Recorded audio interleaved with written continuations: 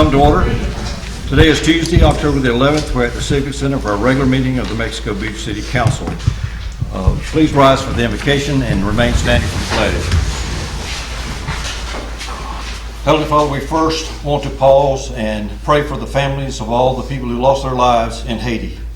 Next, we want to thank you for that you spared the devastation that hurricane could have given the entire east coast of the United States.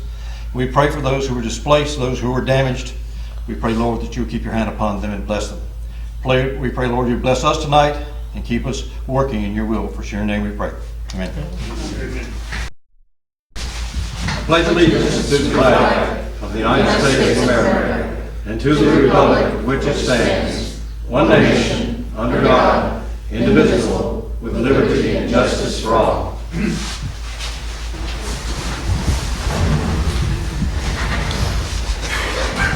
Mr. Weldon, please call the roll. Mr. McLaughlin. Here. Ms. Albrecht. Here. Mayor Bailey. Here. Mr. Wallace. Here. Mr. Putnam. Here. Thank you everyone for coming. Just a few brief comments. We have a lot of projects underway in the city, a lot of things going on, but the good news is all those things are progressing very well, especially the projects that we've got in the canal, the city hall, and the park. Very optimistic we're going to get to use those, and we're looking for additional funding sources to even do bigger and better things with those. There are other things that come up and they seem to take a life of their own, like Leave No Trace.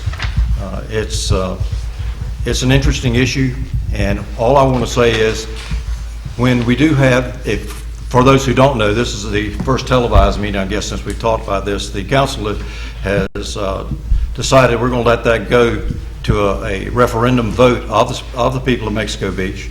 And I would just encourage everyone to show up and vote your conscience, ever how you feel about it, whether it's for or against Leave No Trace. I have my opinion, other people have their opinion. A large percentage of the voters have signed that petition, and I want everybody to just follow your own conscience with that regard.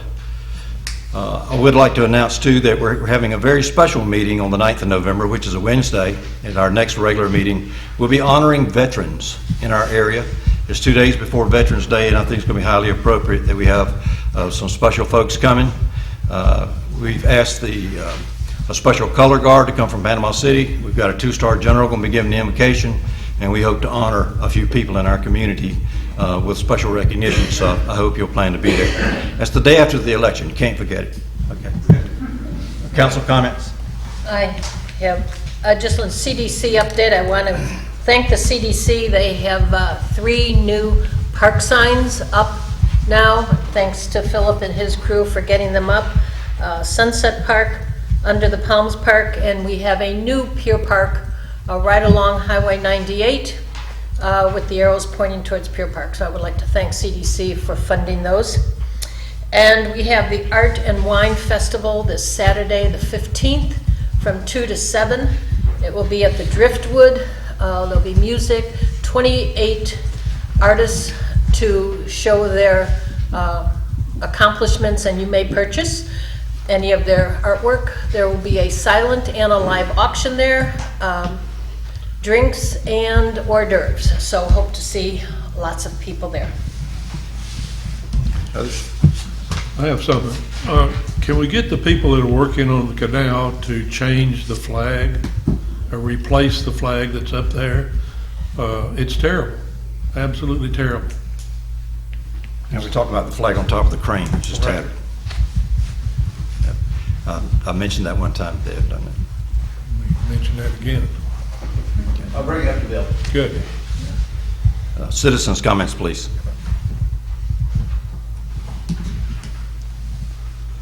Okay. Hearing none, we'll move ahead. Ladies and gentlemen, you've had an opportunity to read the minutes that are attached on the consent agenda. Are there any changes or amendments to those minutes? I have one. The City Council pre-agenda workshop says Wednesday, August 3rd. It's actually September 6th. I didn't change the date when I used the same format. Okay. Motion to adopt the consent agenda. So moved. Is there a second? Second. Please call the roll. Mr. McLaughlin. Here. Ms. Albrecht. Yes. Mayor Bailey. Yes. Mr. Wallace. Yes. Mr. Putnam. Yes. Okay. Preble Ridge, Dewberry. Good evening, Jeff Britton with Dewberry Preble Rish. The mayor already touched on progress on the projects that are ongoing right now. We are, the three major ones going are the canal, Parker Park, and the City Hall improvements. And a fourth one is the alternate water source project we're still trying to get off the ground. We touched base with Nick this past week about getting an access agreement. He stated that all we need is a letter of permission, so they acknowledge that we're going to use their property for, to go out and drill a test well. We've circled back with the property owner, let him know that, and are waiting a response to that before we can get somebody out there on site drilling a well for us. We're soliciting proposals from 3 drill companies to get the best price and see who can do that for us. The main thing that we need to do next, we've got an upcoming FERDAP grant application that's due at the end of the month. Mel's going to talk more about that, but that's our main focus at this time as far as grant work goes. Any questions? Mel, could you go ahead and talk about that now? While we've got Dewberry up. Certainly. The FERDAP grant allows us to have 3 out at any one time. We just finished up under the Palms Park grant, so that one's now gone. We've got one outstanding for Municipal Park. We have one outstanding for Parker Park for the playground equipment, the adult playground equipment we already talked about. In the applying for a new one, it probably would serve us well to use that $50,000 allotment towards the pavilion at the Parker Park, because that's going to be used quite extensively in a short amount of time. To accomplish that goal, because that is due by the end of the month, we have to accomplish a couple of things. Number one, we have to either do surveys or make a presentation to a community group about the project. And we don't have enough time to do surveys, so I'm on schedule for the CDC meeting on the 20th to present them with the details of the Parker Park. We also have to have a public hearing to get public comment, and also in the meeting thereafter, we have to have a discussion from this particular body okaying everything. We'll need a letter from the CDC that I was there, and we need, of course, the minutes from this meeting to move forward. That being said, we need some buy-in from this group that it is indeed the pavilion for the Parker Park that we want to apply. So if you think it's appropriate to talk about it now, that's fine. If you want to talk about it during my report later, that's fine too. But if you want the pavilion at the Parker Park to be used for this $50,000 grant, now's the time to say that's what you want to do. Okay. Comments from the table? Questions? I have no problem with it going for that. I would like a pavilion there, and I'm not quite sure how we're going to or where we will get that amount of money right now. I can't foresee that in the future. I know we talked about $100,000 at one point or somewhere around that for the pavilion, but maybe we can get the basic and then we could add on to it. I'm not sure what we can do, but I'd say go for it. I'm in agreement. I'm also in agreement. We talked about putting the pavilion back at the canal. The construction project is not in the right place for that, and I think we need to evaluate that. That's going to take a very substantial structure to put one back out there that'll last like the old one did. And this one at the park, I really want to get the park functional as soon as we possibly can. Comments? So that means at the 25th of October, we would need a special meeting instead of our normal workshop to accomplish this goal, and the public hearing as well. Okay, I'll direct that.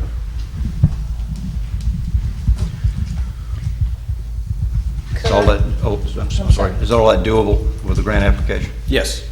Yes. Could I ask Jeff could you start looking for grants that are out there that could help us get a walking bridge across the moat? Absolutely. From 98 to the park? I know we can't do it with this grant. We've I've asked already, and that doesn't fall into that classification. And boy, if we could get a grant to do that, that certainly would help us. Sure. We'll look into that. Okay. Okay.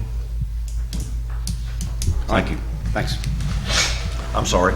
Bill, you had a question or comment? Just, what's the completion date of the canal, and are we behind, because I thought we were supposed to turn the corner by the end of September? Completion date of the canal is end of January, beginning of February. We're a little behind turning the corner. Originally, it was supposed to be originally it was supposed to be end of September, beginning of October. Weather, I think back in late August, early September, caused some of the subs to get work pushed back. But now they're moving along pretty good. So they're thinking they're going to make the turn at the end of this month and start working on the east-west run. And they still think they're on target for a completion at the end of January, beginning of February. Thanks. Sure. Okay, thank you, Jeff. The next item on the agenda is concerning the Corey PUD of 1999. First, I want to talk about this PUD. I know it's on here for just a first reading, but over the last 2 days, specifically at 4 o'clock yesterday, the Corey team and the Mexico Beach team with the city manager, myself, and our attorney, we met at the city hall and we talked for some hour and a half, reviewing all the details as we both knew them from 1999. What process they went through, what their intent was, trying to find out if there's some happy ground with an absence of some of the records is what we were looking for. So we ended up having a whole lot more questions in our minds than we probably accomplished at the first part of the meeting. The second part of the meeting was when just the city folks were together, and we took a look at this chart over here from 1999.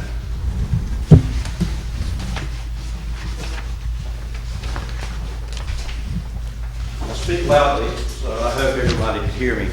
But I want to point out some things that we looked at on this chart, and we came up with a conclusion that really hadn't been talked about before. First of all, this area is about 88 acres, and it was designed for 198 density units. A density unit is like a single-family home on one lot. That's a density unit, or a condominium on a lot, which has 18 density units, something like that. But we looked at several areas.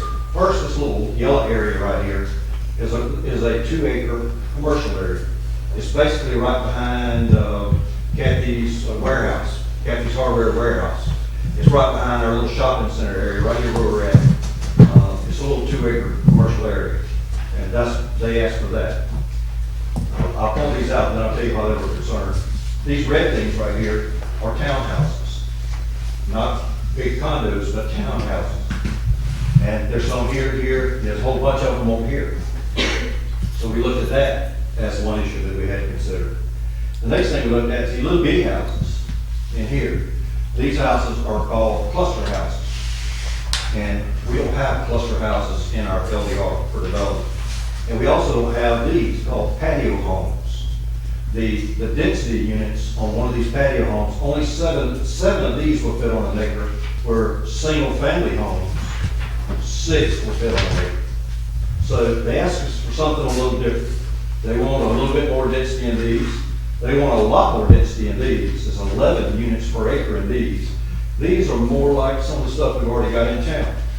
Some on 15th Street, some on 37, 38, 39, where there is no setback. A cluster house is a 0 setback house. And they asked for a lot more density there. Now, why did they make this more dense? It is a question that came to us.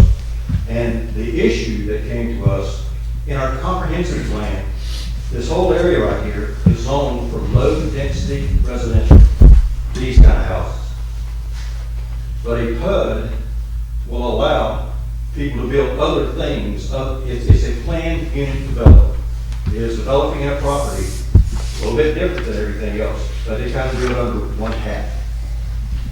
But we realized that what the Corey team did not have, and the city didn't have, is a change to that comprehensive plan a long time ago.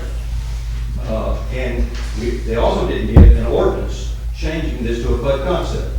So that was our sticking point when we came up with a couple of ideas. And the first idea I want Mel to explain to you. None of us, of course, had the luxury of being in the room back in 1999 when this happened. So we reached out to John McGinnis, and John was very helpful, as John always tends to be. He was in the room when that happened in 1999. He was not an employee of the city at the time, but an employee of the Baskerville Donovan engineering firm that you see in the bottom right corner of that map up there. He indicated that the presentation from Mr. Klein, who was the principal of that firm, was met with good positive feelings from the city council, who ended up voting it in unanimously. The audience at the time felt good about the development as well, and didn't really have any negative things to say about it whatsoever. But like the mayor indicated, the comprehensive plan does not allow that type of thing in the future land use map. So we were confused as to why this wasn't discussed back in 1999, because the minutes did not reflect as such. However, John indicated that that was talked about in 1999 by Mr. Klein, who indicated that a change in the future land use map was necessary to accomplish this, and that for some reason the process never was followed. Didn't point fingers at anyone, of course, as to why it did or didn't happen. It just didn't happen. So that's where we are on that at this particular time. Okay, so basically what John told us is that no one, the city nor the quarries, have misrepresented the truth. We found records where it did go to planning and zoning, it did come before the council, it did follow due process, it did have engineered documents. Are some of the documents missing that we really wish we had? Yeah, but they're kind of insignificant documents. The gist of everything is pretty much the same. But I talked to Mr. Corey about this, and when told him the information that we had gotten just this morning. It would make sense to me if the Corys are willing to add a requirement for a comprehensive plan amendment to this ordinance for this PUD concept to be valid. That would be a very appropriate move for the city, and it would be also an appropriate move for him, so that he could go out in good faith and attempt to market this property if we approve that.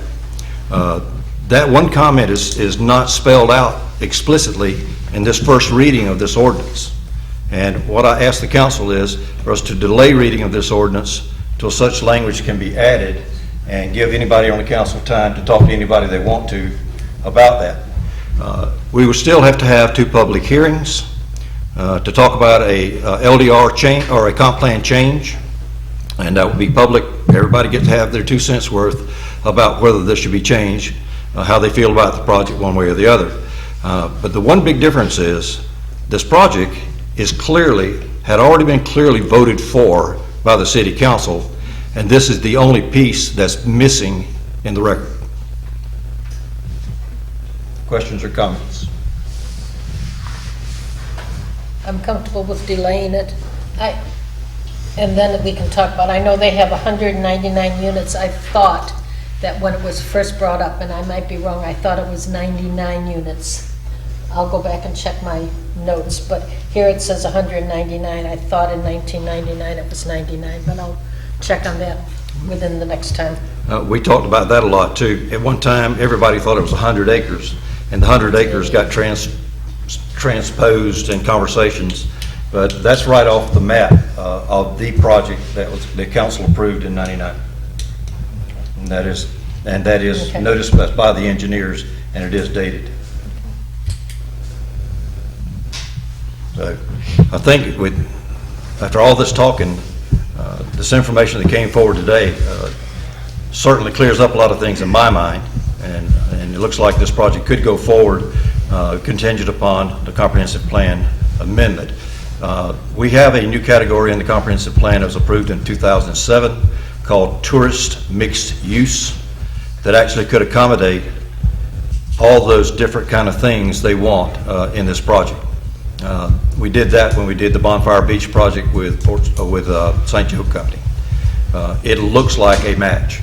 If that one is not a good match, this is something we've got to work out administratively over the next few days. If that is not a good match, then we can always go with a different zoning classification. But all those different things are allowed under mixed use. What did you want the Corys to add? What was the statement you wanted them to add? Clear language that the PUD concept ratification is contingent upon a comp plan amendment specifically tied to this project. Yes, sir. Mr. Novak. Thank you, Mr. Mayor, Council. Nick's proposed ordinance right now, Mayor, Council, on page 2, the last whereas clause, he references the comp plan requirement and condition that you're referring to. It reads, Corys acknowledge and agree the development of the property consistent with the PUD concept plan would require amending comprehensive plan future land use map approval by the city of a final development order and associated rezoning the property to PUD and approval of one or more development orders. And if the mayor and council feels though that is sufficient to address that comp plan, we'll certainly start working and working with Mel and Nick to get that comp plan amendment language. If you feel as though that whereas provision is sufficient for what you're addressing tonight, Mayor. I read that too. Okay. And Nick and I talked about that, and I specifically asked him for a very, very clear statement. And what we had with the hotel issue, for example, it was talked about. There was a MPUD developed by the council and approved, and all that stuff, and it looked like it applied to the hotel property. I don't want any ambiguity this time that what Mr. Corey has got approved and how he got that by this council. Okay. Well, on behalf of the Corey family, we know it's been a bunch of months of work by your staff, but we appreciate the mayor and the council for giving us this opportunity and reviewing it and going back over the last 17 years. So thank you for that. Thank you. Any other questions or comments from the table? Other questions or comments from the floor?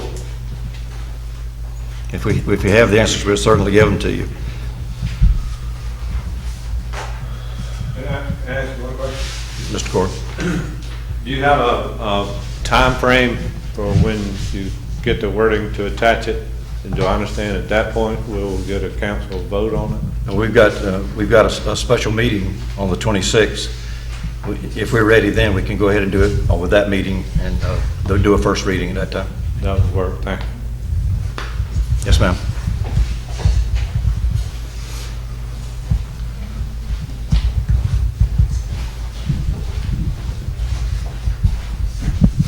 Lisa Logan, 402 Maryland. At what point then do you get into the nitty-gritty of the details? We do this step, and then where is that? It is the step required to get the ordinance approved, to make it an input, a PUD concept. The next step would be a pre-development plan, and then a development plan, and then finally an approved PUD. And then once the PUD is approved, a time clock starts. Then it has to go forward to development. Okay, so if you do this and you agree on this, then they go to the planning and zoning next with the pre-concept details? That would be correct. Okay, and then that comes to the council, and then we go back to more details. There's a long process they have to go through, an extreme amount of detail. Yes. We're talking about such details as streets and water and sewer and everything that the contractor has, yes. the developer has to pay, and the city's cooperation with that. But this is a developer, a complete developer expense plan. Where Mr. Corey does or not, he says he may not live that long. He may live forever. But this is just a starting point. We wanted to create the design. Okay. But will heirs apparent to this property and everything be tied to this concept plan? Yes.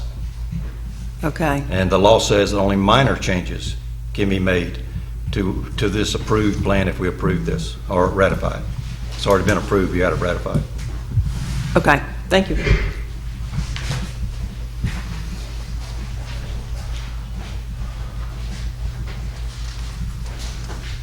Okay, the next item on the agenda is ordinance 644 relating to the personnel policies. Motion to read ordinance 644 by title only. So moved. Please read ordinance 644 by title only. Second.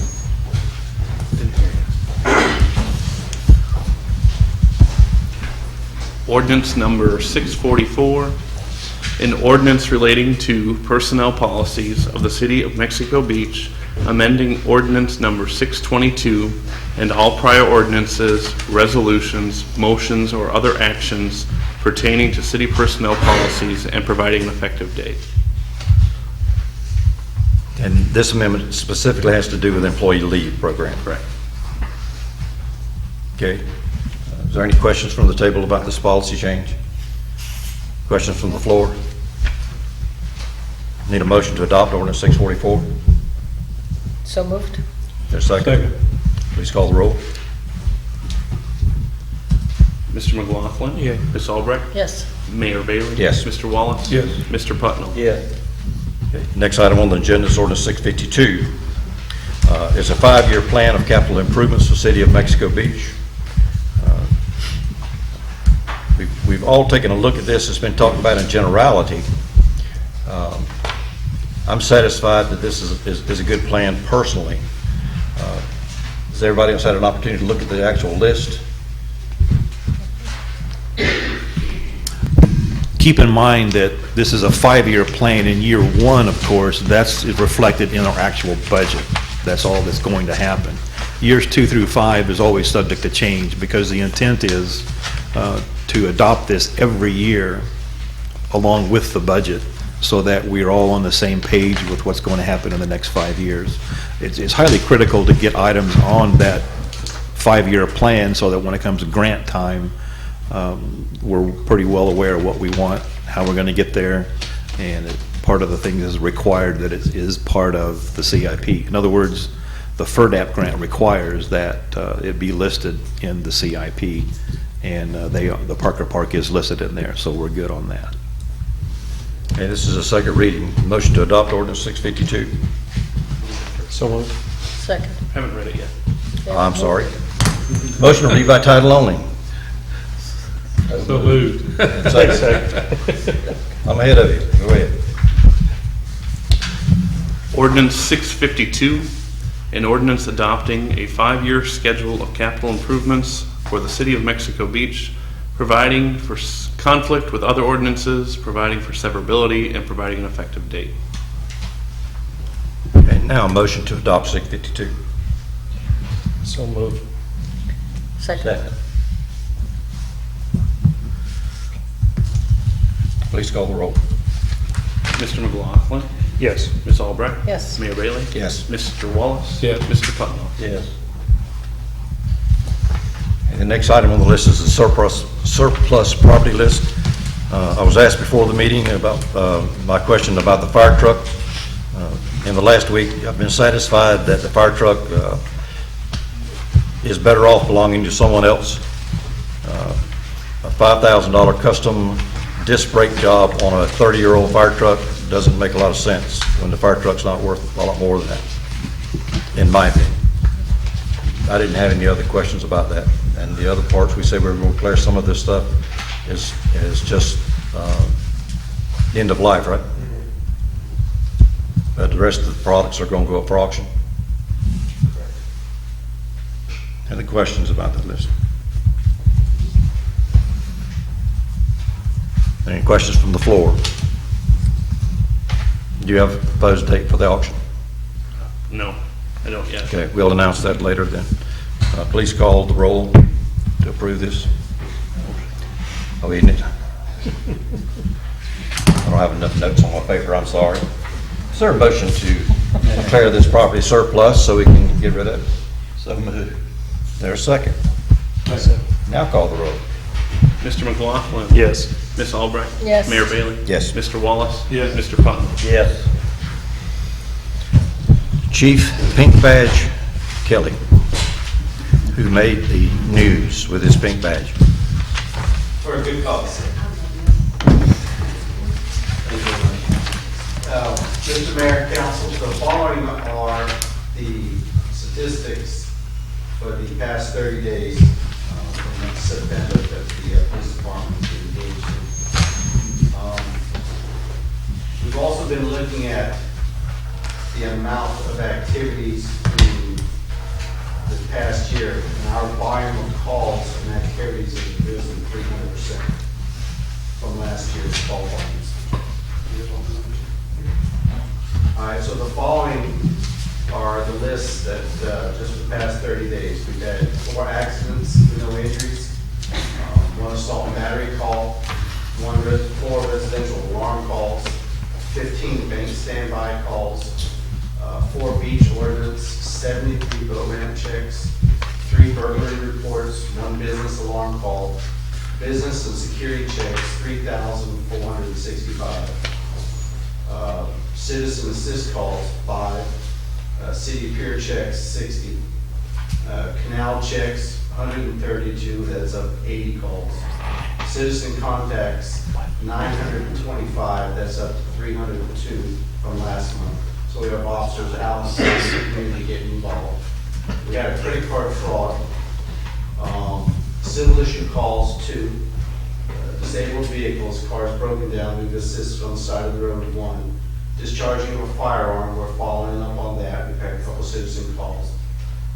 Disturbance calls, whether it's a verbal, 4. Domestic violence calls, 3, it's up 1. Extra patrols, which is additional building checks, 298. 1 firework call, 1 forgery call. Follow-up reports from last month, 6 with conclusions. We had 1 gas leak or spill, it was in American Marina. 18 information reports, 1 littering report, 2 juvenile calls, and it was the same juvenile. Each time she's either gone to Weewall or other engagement, she was either brought home or she came upon herself and came back home. We used to get in the park. We have 3 showing. The 4th one was not noted, but we did have 4 the last month. 3 recovered property calls, reckless driving, 8, it's down 2 from last month. 15 school bus security checks, suspicious vehicle calls, 3, that's down by 5. Suspicious person calls at subjects either walking through the neighborhoods or up or down Highway 98. We stop and identify, 9 calls to that, up 3 from last month. 16 sick or injured medical calls, traffic stops, 50, that's up 42 traffic stops from last month. That doesn't necessarily mean that they were given full-time citations. It could be a warning notification. I'm a firm believer that a warning notification corrects the matter without having to take money out of the person's pocket. But the citation is also dictated by the person upon contact with the officer. Theft report, 6, it's up from last month being 3. 1 trespass report, 1 trespass notice. Trespass warnings issued was 1. Vehicle identification check or the VIN check is 1, and welfare concern check is 1. And keep in mind, all these citations and statistics are conducted out only by 1 officer, because we have 1 officer per shift. The ultimate goal would be to have 2 for officer safety. Sergeant John Bailey has returned back to full duty. We're happy about that. And he just had a birthday. So you see Sergeant Bailey's the big guy that's like the Hulk, but he's not green. Say happy birthday to him. But the main thing that I think that we as a community need to understand, we have 1 officer doing this volume of call, and that is a lot. So we do have a lot of good people that want to be here. We have a dedicated department. We have a young department. So one of my big strong aspects is continued training. I'm a training officer. I've been a training officer for about 15 years, so I understand as a college level instructor and a field training officer instructor to the department, because I'm only as good as what the people have the knowledge to do their job. I'm big into community police orientation, and I very much want the officers out of the patrol car walking in the neighborhoods. So I've implemented, or in the process of implementing, what they call a walk and talk program, where the officer literally gets out of the car, walks the neighborhood, knocks on the doors just to see how people are, and you get your feedback. If you see seen any traffic lights up. You know, if we see these violations, or we see these matters that need to be corrected, you know, we can make notations, but we can't see everything, because we only have one officer, right? But the officers that we have are dedicated to what they do. And we're continuing training. Last month, we did some DUI training, dealing with contacting citizens, determining whether it's an alcohol-related or a drug charge, and dealt with how to deal with it and make arrest processes, and take them to county jail if that's what we need to do. The big thing that I'm pressing for the department is that community policing, make contact with the person. Not everybody needs to go to jail, not everybody needs to have a ticket. But I do want to get everybody comfortable with the police. So if you see us in the neighborhood, in addition to doing our jobs, we just want to make contact with the citizens. So at any time, if you need anything, feel free to come by the office, give me a call, or just stop an officer and they'll pass the message on to you. Thank you. Mark, before you give your presentation, I'd like to tell everyone we had a really nice visit with Bay and Gulf County EMS and fire officials last week here. They provided us a lot of good input. Mark, thank you for arranging that. Real quick, last month we had 23 medical calls, 5 fire calls. As I'm sure you've noticed, even though we're out of season, our call volume has pretty much maintained the same from month to month. The end of last month, I came to an agreement with Tyndall Fire Department. On top of the mutual aid, they're going to allow us to come out and start training with their fire departments also. So we'll be doing monthly training with Tyndall when it's available. Linda, that list you had asked for last week, I'm still compiling that, but I will have it to you this week, and I'll send it to everybody as well. Other than that, I don't have anything unless anybody has any questions.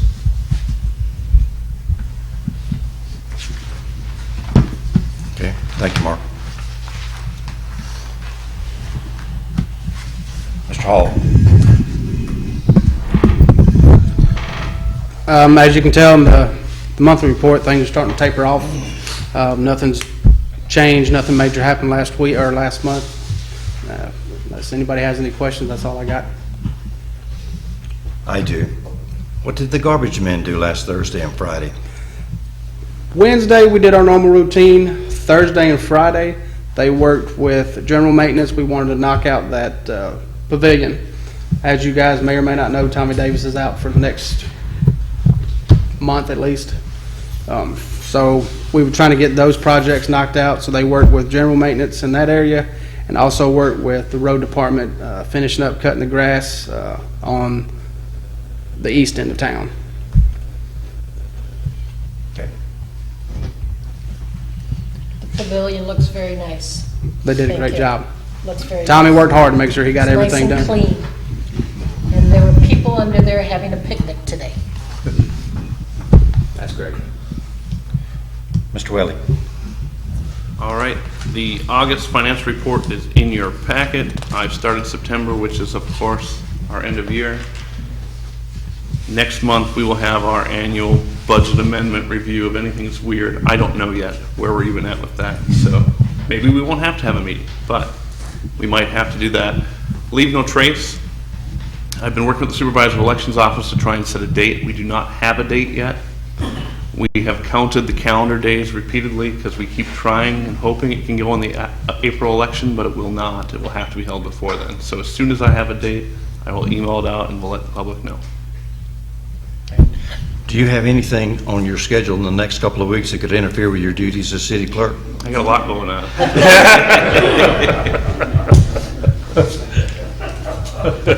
The Welly household will be 2 in 9 days? 9 days. Okay. Very good. Good luck. Mr. Smigelsky. I will not be at the next regular meeting in November. Was that Diane? Can that we said dock that? your pay?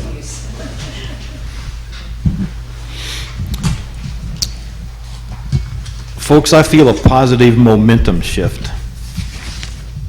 We have projects going on out there that is going to enhance our community. We've got a new canal project going on, we've got Parker Park going on, and City Hall is going to start in a few weeks.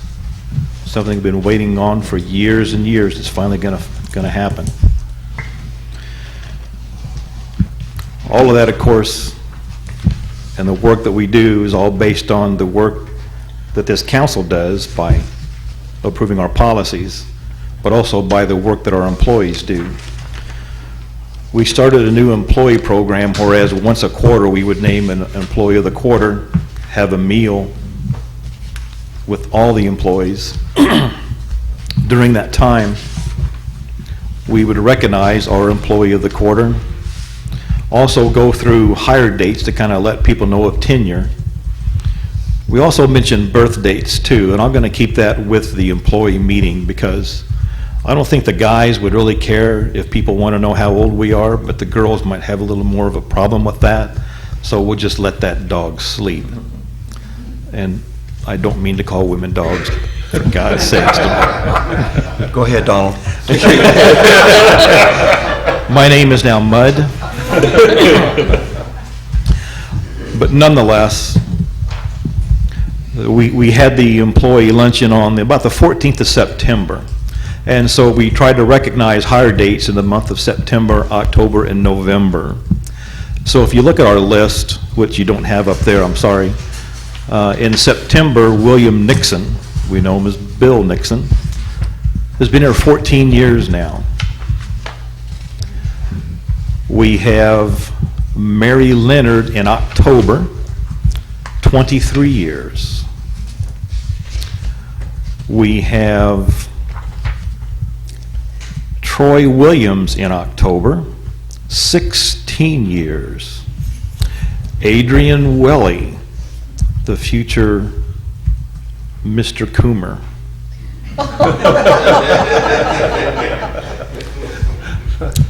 He's celebrating 3 years with us. We also have a few of the newer employees in November. Thomas Sims, 1 year. Lindsay, you probably heard her Scottish accent at the front window when you come in. She's celebrating 1 year with us as well. But your next question is, who is the employee of the quarter? That would be Kenny Middleton. I don't know if you know Kenny, but he's on the sanitation department. I'm sure you've heard him because he is very quick to say hello, say hi. He's got an infectious, positive attitude, and for that reason, that's why he's the employee of the quarter. You want to surround yourself with positive people because that rubs off, like it or not, it certainly does. If you have negative Nellies around the office, then it just drags everyone down. So we try to make things as positive as possible. I'm not going to call upon her to say anything, but you know, we do have a contract with a couple of different planning firms. Alara is in the office, so I just wanted to stand and sit down. Good evening. She just wanted to come and observe to kind of get a lay of the land, get some dynamics and type things, you know, out of our meeting. She's been very good to provide with some preliminary data, however you say it, tomato, about how to tackle the new comprehensive plan, or the rewrite of that. No question there are some grant opportunities to help with funding of that, and we're going to have to rely upon that to get a good bit of this thing done. There are certain things we could do preliminarily, though, to get the ground running, because we do have a little bit of a budget this year in the new budget. So we're going to come back with you once we get all this figured out with some more details. And one last thing, when it comes to our code enforcement officer. Officer Brenna, as you all know, because I don't think many of you call her Officer Halversbeck or whatever her name is, but Officer Brenna is what she went by. She's now filling in for the police department. The job for the permanent code enforcement officer, first of all, went to us internally, and we have had one candidate come forward wanting that position. We've also advertised for that position, and that advertisement will come down on the 17th of October. So at that point, we will look at our internal candidate and external candidates that might come forward and see who we want to hire. In the meantime, we had a road maintenance employee who was the internal candidate, Kenny, not Kenny Middleton, but a different Ken. He is filling in as the code enforcement officer for the next 2 or 3 weeks until we get someone else hired. That gives him a little bit of experience involved. Ken has an awesome attitude when he speaks with people. He does not come heavy-handed at all. Fact is, we've established a policy that we give a ticket only as a last resort. We want to make sure that people have an opportunity to talk about it with a code enforcement officer first, get their questions answered, and only if we don't get compliance will we then issue a ticket. My list is complete, Your Honor. I only have one announcement that everybody already knows. The Bears are back. Good news, they're not just in Mexico Beach, they're everywhere. I did have a brief conversation with one of the FWC officers yesterday. They're everywhere. They're on the Cape, they're in St. Joe, they're at the beach, they're here, right along with the deer that was on the beach this past week that everybody had on Facebook. They said it's just a cycle. They think it's just a cycle where the bears believe it's fixing to be winter, whether we have winter or not, they believe it is. So they're out there feasting on Linda Wiley's trash can, most of all, I think. We did get an email from Caitlin from the FWC today, Philip and I, and she wants to meet with him and me at some point in the next few days. But she did indicate there has been a lot more bear activity in Mexico Beach, and that she is probably going to resort to some trapping of some bears here pretty shortly. Okay, great, thank you. Any others? Tell her to start at my house, please. I have one. Yes, I'm getting married next Friday, so starting next Wednesday, intermittently for the next few weeks, I might be hit and miss. So if anybody's trying to get a hold of me, I'm not ignoring you. I'm going to be in and out of the office, coming back for a few days, honeymooning a few days. But I am around, I'm not ignoring you. Just be patient with me for a few weeks. And by the way, the Welly Coomer wedding is in mid-afternoon. We don't close the office till 4:30, but I have made the executive decision on the 21st of October, we're closing at noon. So if anybody wants to come by the office before noon to do business, that's fine. But as of noon, we're all going to go get our better clothes changed and get our dancing shoes on. Very good. Any others? Motion to adjourn. So moved. Thank you.